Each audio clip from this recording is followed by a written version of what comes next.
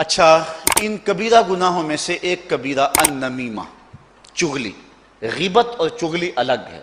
غیبت یہ ہے کسی کا عیب بیان کر دیا جائے، اس کے پس پشت، اور نمیمہ چغلی یہ ہے کہ کسی شخص نے کسی کے بارے میں کوئی بات کہی اور آپ اس سے بات لیتے ہیں اور جا کے اس کے منہ میں ڈال دیتے ہیں، اس شخص کو کہتے ہیں تیرے بارے وہ یہ کہہ رہا ہے، یہ ہے نمیمہ، اور یہ انتہائی بری خصلت ہے۔ اللہ قرآن میں سورہ القلم کے اندر ارشاد فرماتا ہے وَلَا تُطِعْ كُلَّ حَلَّافٍ مَّهِینٍ ہَمَّازٍ مَّشَّاءٍ بِنَمِیم۔ یہ چغل خور ولید بن مغیرہ کی خصلت ہے، چغل خوری، اور اللہ نے اس کے ساتھ اس کو منسوب کیا۔ یہ جھوٹی قسمیں کھانے والا اور چغلی کرنے والا ہے۔ اس نے حضور علیہ السلام کو مجنون کہا تھا، اور اللہ تعالیٰ نے اس کے نقص گنوائے، اور اس کافر کے نقائص میں سے ایک نقص یہ تھا کہ یہ چغلی کرنے والا تھا۔ جس طرح مکھی گند اٹھاتی ہے نا اور جا کے پاک کھانے پہ رکھ دیتی ہے، اپنی اپنی قسمت ہے نا۔ شہد کی مکھی کا اپنا مقدور ہے، جب شہد کی مکھی کڑوا رس بھی چوستی ہے، چھتے تک پہنچنے تک میٹھا کر لیتی ہے۔ اچھا، یہاں پیار کی بات سناؤں، وہ میٹھا کیسے ہوتا ہے؟ علامہ رومی کہتے ہیں کہ جب وہ اڑتی ہے تو میرے محمد پہ درود پڑتی ہے، درود پڑھو نا تو منہ میٹھا ہو جائے گا، درود پڑھو تو منہ میٹھا ہو جائے گا۔ اللہ اکبر۔ اچھا، مجھے یہاں درود کے حوالے سے ایک بات یاد آ گئی۔ ہمارے ایک بزرگ ہوئے ہیں مولانا ابو النور محمد بشیر صاحب، آپ کے سیالکوٹ کے۔ اللہ نے سیالکوٹ کو بڑے تحفے دیے۔ یہ علامہ عبد الحکیم علیہ رحمہ کا شہر ہے، کتنا اعزاز ہے، کتنی تکریم ہے شہر کو۔ تو انہوں نے ایک بڑی خوبصورت بات کہی، چونکہ بڑے جو ہے وہ مزاحیہ انداز ان کا تھا۔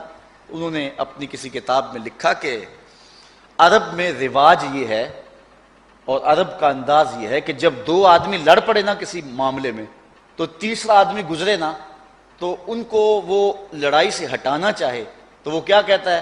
صلی علی محمد، صلی علی محمد، حضور پر درود پڑھو، لڑتے کیوں ہو درود پڑھو۔ ان کا غصہ ٹھنڈا ہو جاتا ہے جب کہنا صلی علی محمد، ان کا غصہ ٹھنڈا ہو جاتا ہے۔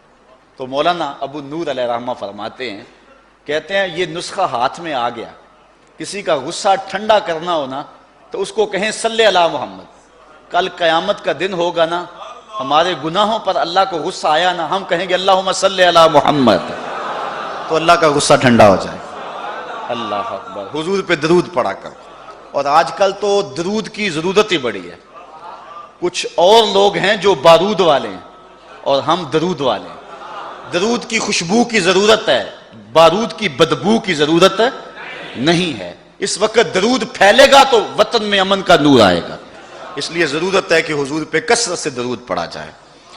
اللہ اکبر۔ تو شہد کی مکھی چلتی ہے اور حضور پہ درود پڑھتی ہے، اور چھتے تک آتے آتے وہ شہد میٹھا کر لیتی ہے، وہ کڑوا رس میٹھا کر لیتی ہے، اور دوسری مکھی گندگی پہ بیٹھتی ہے، ایک جگہ سے گندگی اٹھاتی ہے اور دوسری جگہ پہ لا کے رکھ دیتی ہے۔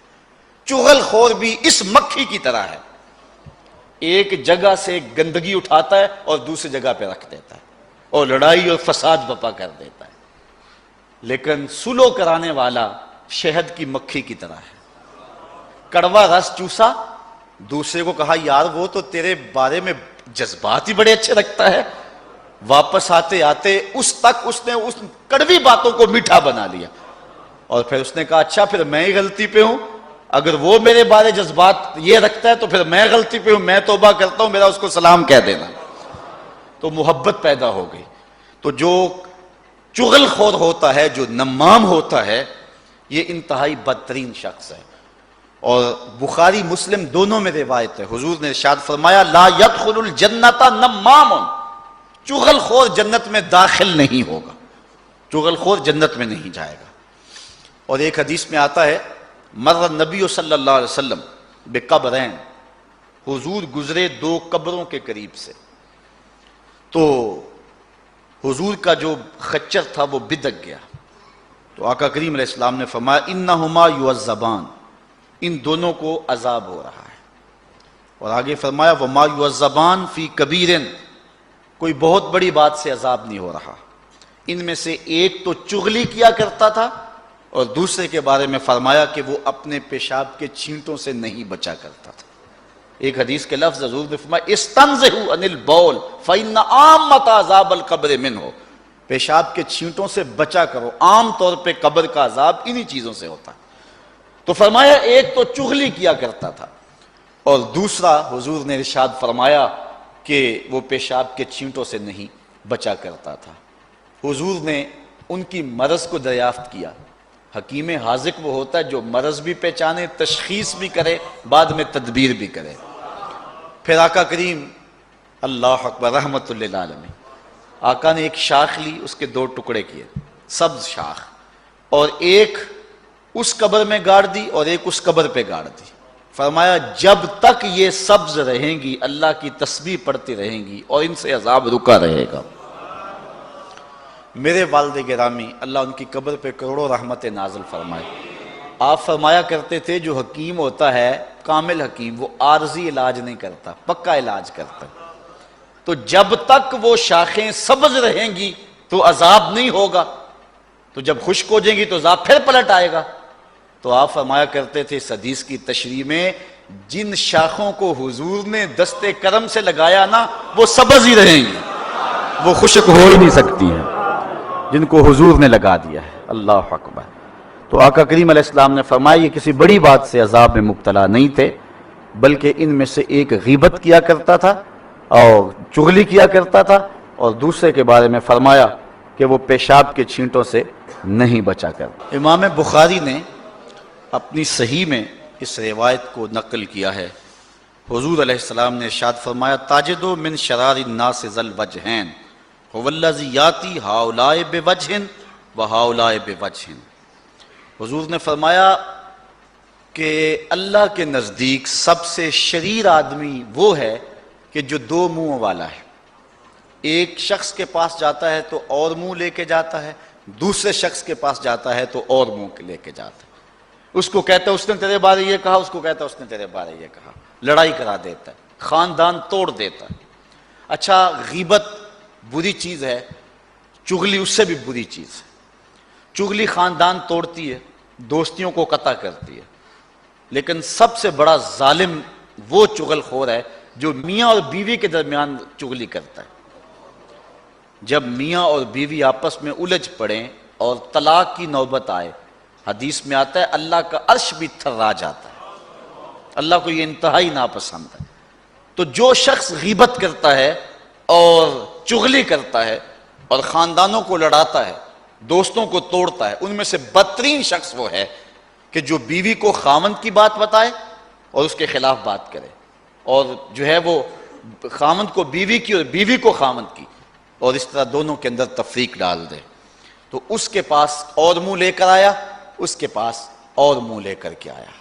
لوکی مینوں منہ آتے خول چڑھا کے مل دینے، ویکھن نو کتنے مٹھے پیڑے کتنے دل دینے۔ کتنے لوگ ہیں کہ جو معاشرے کے اندر کام ہی یہی کرتے ہیں، ویلے ٹگے، انہیں کوئی کام نہیں ہوتا، بس لوگوں کو لڑا رہے ہوتے ہیں، جھگڑے فساد، خاندان کے خاندان اجاڑ کے رکھ دیتے ہیں۔ حضرت عمر رضی اللہ تعالیٰ عنہ فرماتے ہیں کہ میں کسی سے پوچھوں نا کہ تو آج کل کیا کرتا ہے، وہ کہے کہ میں آج کل فارغ ہوتا ہوں، کہتے ہیں وہ شخص میری نظر سے گر جاتا ہے۔ فارغ نہ رہو، مومن فارغ نہیں ہوتا، ہر وقت کچھ نہ کچھ کر رہا ہوتا ہے۔ اپنے آپ کو مصروف رکھیں، با مقصد زندگی بنائیں، ایک لمحہ بھی بے مقصد نہ گزاریں۔ حضرت قعب رضی اللہ تعالیٰ عنہ کا ایک قول ہے، فرماتے اتقوا النمیمہ فإن صاحبها لا یستریح من عذاب القبر۔ کہا چغل خوری سے بچ جانا، اس لیے کہ جو چغل خور ہے وہ عذاب قبر سے نجات نہیں پا سکتا ہے، وہ عذاب قبر میں ہی جو ہے مبتلا رہتا ہے۔ اگر کوئی شخص غیبت کرے کسی کی یا چغلی کرے تو اس کو روک دو، منع کر دو، کہا میرے سامنے نہ کر۔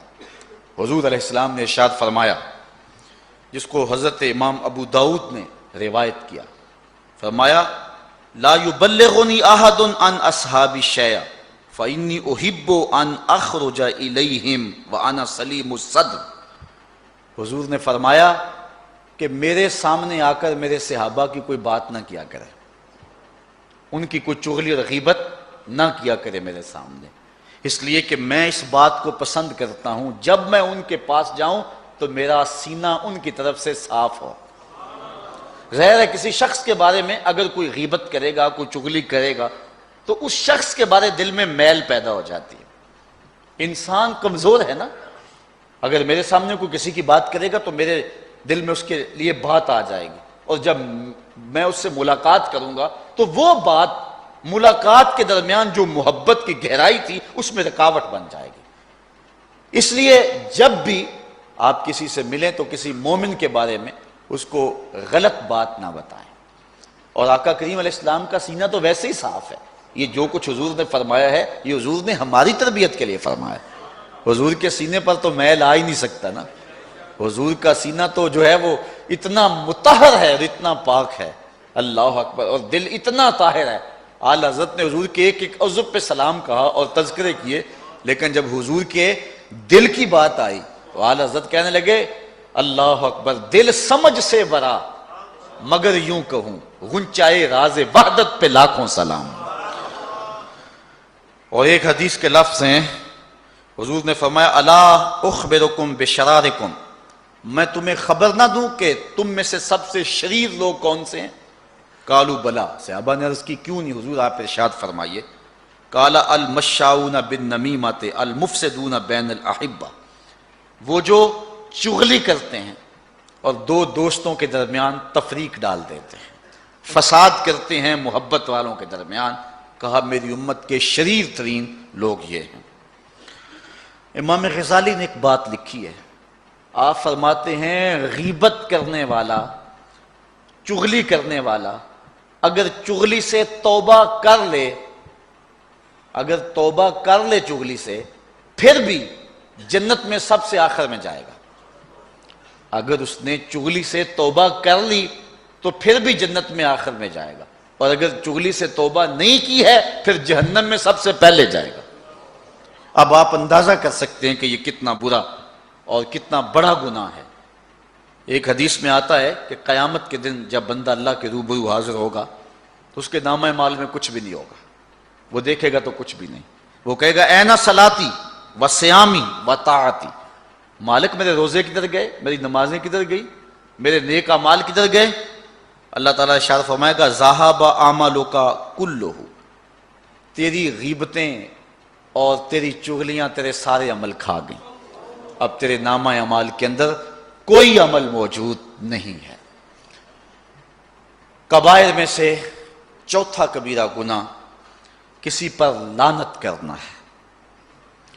کوئی کتنا بھی گناہ گار کیوں نہ ہو اس پر لعنت نہ کرو۔ حضور نبی رحمت صلی اللہ علیہ وآلہ وسلم نے ارشاد فرمایا لعن المؤمن کا قتل ہی، مومن پر لعنت کرنا ایسے ہی ہے جس طرح اس کو قتل کر دیا گیا، اتنا بڑا جرم ہے۔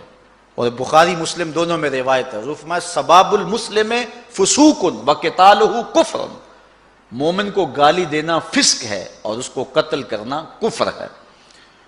اور ایک روایت کے اندر ارشاد فرمایا لا ينبغي لصدیق ان یکون لعانا، کسی دوست کو یہ مناسب نہیں ہے کہ وہ دوست کو لعنت کرنے والا ہو۔